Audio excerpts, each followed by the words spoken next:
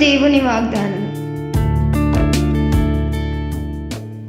యెషయా గ్రంథము 44వ అధ్యాయం 23వ వచనం.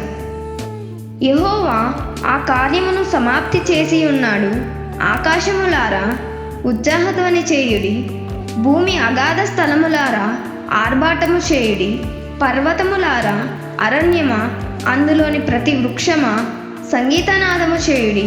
యెహోవా యాకోబును విమోచించును, ఆయన ఇశ్రాయేలులో తన్ను తాను మహిమోన్నతునిగా కనుపరుచుకొనును.